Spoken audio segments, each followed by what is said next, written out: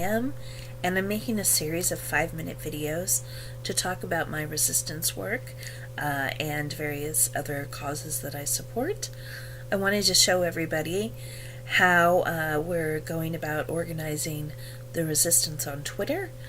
I do various things. I do a lot of sort of digging out information, retweeting information, trying to expand the audiences for particular types of information, usually using hashtags. I've also been helping organize the protests and the peaceful protests, I should say, and doing various other things. So I generally start out looking through my stream.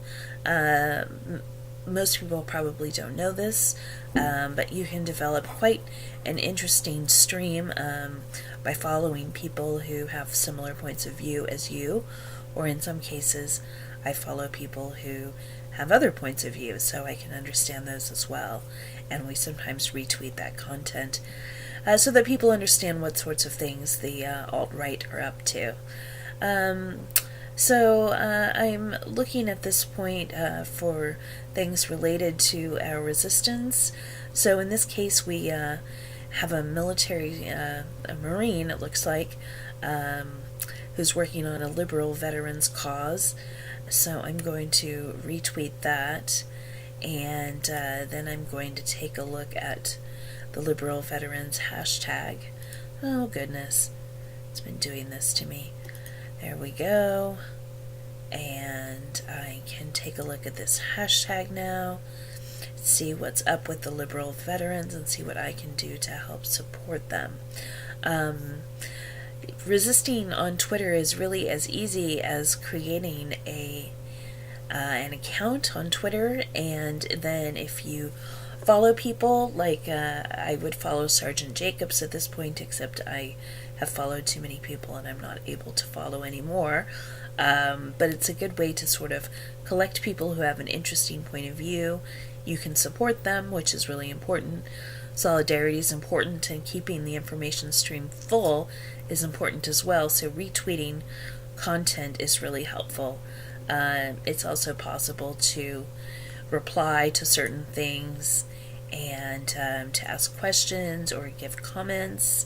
We can also like or favorite content, which I think is really important. I appreciate it so much when people retweet and like my content because it gives me feedback and helps me understand whether or not I'm doing a good job. We're doing a lot of retweeting right now of this effort with veterans. I'm sure you can imagine that veterans and military are not happy about the situation with endless war and sort of Trump and his administration, his regime's stance on war. Donald Trump's a draft dodger, and a lot of them are, and it's really horrendous what they're doing at this point.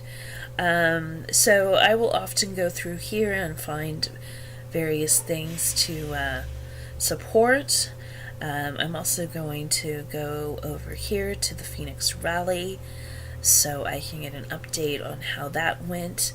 We have had a lot of luck with our organizing. There were apparently 67 rallies planned in 36 states that were called off after last weekend when we had a major counter-protest going and were able to get 40,000 people out in the Boston area, for instance.